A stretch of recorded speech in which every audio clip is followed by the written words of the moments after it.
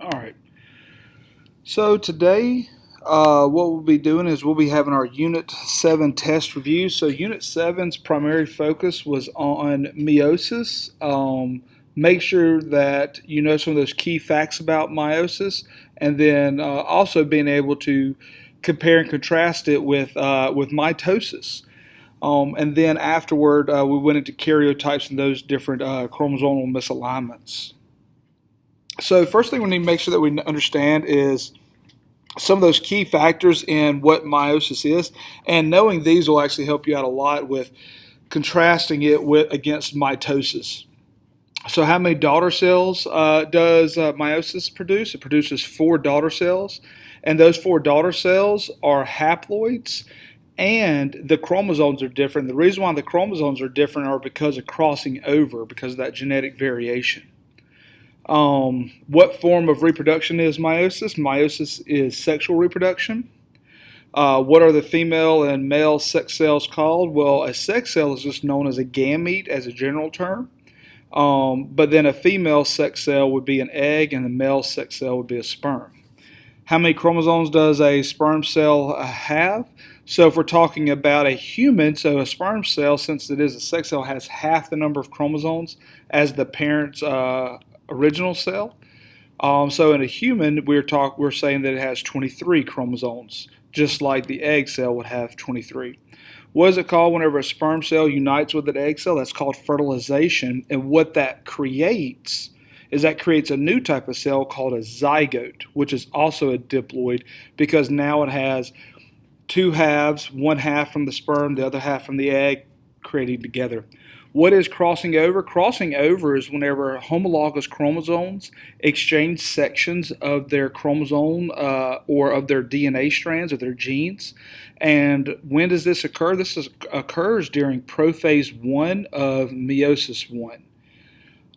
And why is this important? This is important for genetic variation. This is going to help increase a species' chances of survival to sit there and change up the genetic gene pool. So this is some of your comparisons on mitosis versus meiosis, making sure that you know the number of divisions, daughter cells, which one's identical, which one's different. Why is meiosis different, and while mitosis is identical? How it compares to the parent cells, number of chromosomes, the type of cells where they take place in. Remember, mitosis happens in somatic cells. When does it happen? When does this occur, and the role that it plays. And don't forget those daughter cells, we call them haploids, while in mitosis produces daughter cells that are called diploids because mitosis, they have the complete number of chromosomes, whereas in meiosis, they only have half the number. And then lastly, going over into the chromosomal pairs and how that works. So don't forget on a karyotype, that's that diagram that lays out the chromosomes for you. In a human, of course, you should have 23 chromosomes. Knowing which set is the autosomes and which set is the sex chromosomes. Remember, the autosomes are 1 through 22, and then the sex chromosomes, the very last pair, typically at the bottom right corner. Which chromosomes are present in males and females? So in males, you have an X and a Y chromosome. Remember that X chromosome is really large and the Y chromosome is really small. And then in the females, it would be two X's. What is or what does non-disjunction lead to chromosomal, or how does it lead to it? Remember, non-disjunction is during meiosis, during anaphase 2, and that is what's causing chromosomes to not pull apart. And so that would cause a cell to either have too many chromosomes or too few chromosomes. So if they have too many, that would be trisomy. If they have too few, they would be monosomy. Describe what translocation is. Translocation is really similar to crossing over of the tetrads. But what's happening here is just whenever it's non-homologous. So we're talking about chromosomes that are nowhere near the same size. And so it's whenever non-homologous chromosomes exchange sections of their chromosome or of their genes. Whereas in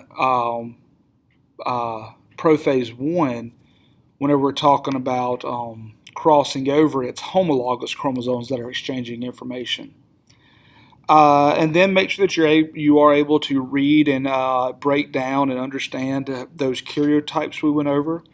Karyotypes, be able to distinguish between normal male karyotypes and female karyotypes against the 5 different misalignments that we went over. All right. And don't forget, you do have your practice questions you could do. You'll see a lot of those similar type of questions on there. And so it'd be really important to be able to get these, because really the karyotypes become nothing more than identification. And as long as you know them really well, they do. And so go through those several times, and that'll help you really do well on that, to where those questions that should be easy become very, very easy for you. All right, and that is it for the review.